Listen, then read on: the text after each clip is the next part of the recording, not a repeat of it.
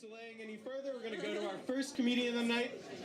She's a veteran at the Cucumber, has performed at every single show this year. Please welcome Rachel Lackner. I hate to be that guy, but I didn't perform at the last show, so that's a lie.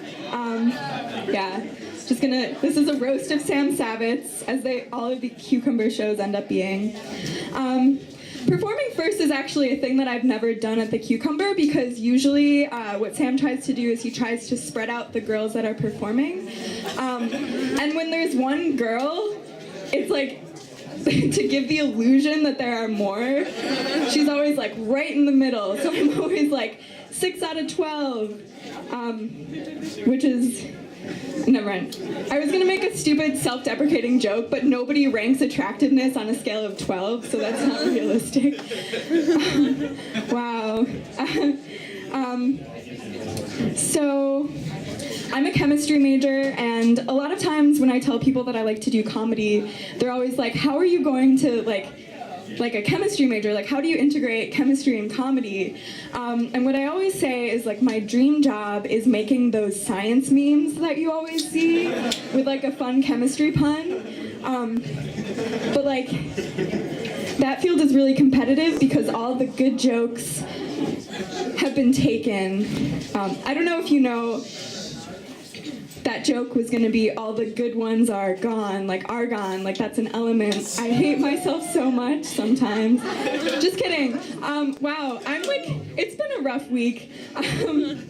I was walking through Sterling Chem Lab, where I spend all of my time, and there's a lot of construction going on, and there's a sign that says, "Please pardon our appearance, we're planning for the future." And I was like, you can say that again, sign. And it did, because it's a sign.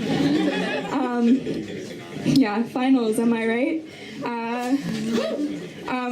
You know those pictures that are in like National Geographic of, oh no, I had a different joke I was gonna do. Forget that, I never said that. I have something inspirational to tell you while we're planning for finals, and that is, every pizza can be a personnel pizza if you hire it to work at your place of business. Yeah, oh my god. I shouldn't have gone back and done that. But we all make mistakes, we all have regrets. You can never have regrets if you never do anything, which is something that people don't realize.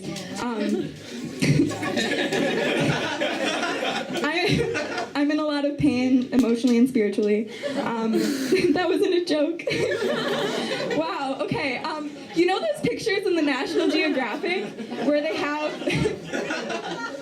the turtles who, like, when they were little, they got stuck in those, like, rings that you use for soda? Does anyone know what I'm talking about? And it's, like, it's really sad, because it's imposing these really unrealistic body image expectations on turtles. And everyone knows that turtles have really bad eating disorder prevalence in like adolescent turtles. It's just like really sad. As a feminist, I notice these kinds of things. I like to think of myself as a feminist, but sometimes I'm not always good at being a feminist. Like the time that I skipped my women's history class to do laundry. It was a very low point in my freshman year. I think I like personally set back the women's rights movement like 40 years. You're welcome. Like misogynist, I guess. But I'm also like, I have really weak upper body strength, or like really poor upper body strength. I have really bad spatial reasoning, and I cry a lot. Like one time I had a dream that my mom told me I was using the wrong kind of toilet paper, and I woke up sobbing in real life. Just like very sad. So like but like I'm a feminist, so if someone were like, women are bad, they have poor upper body strength and bad spatial reasoning, and they cry all the time, I'd be like, you're wrong. And then they'd be like, prove it. Like, use this map to carry a box to an unfamiliar location without crying. And I'd be like, you're just gonna have to take my word for it. Like, ask someone else. I'm busy. And then I'd start crying.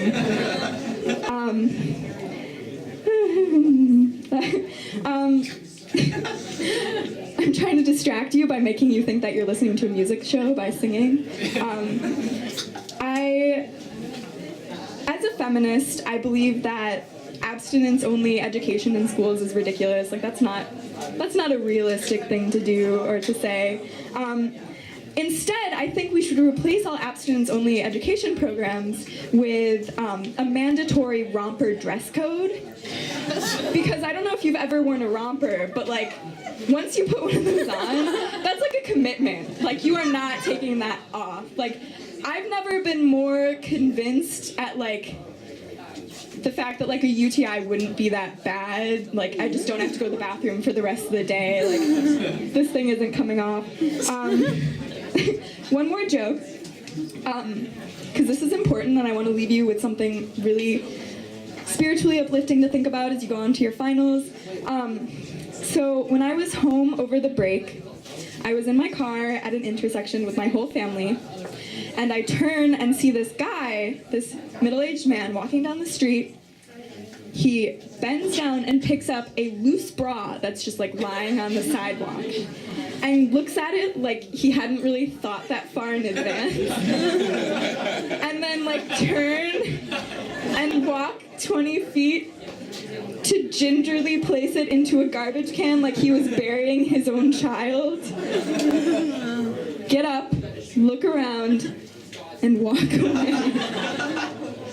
It's like, that guy is an American hero. He didn't have to do that. It wasn't like he saw someone drop their bra and he was like, ma'am, your brassiere. Like, he was in no way obligated to like do that kind of good deed.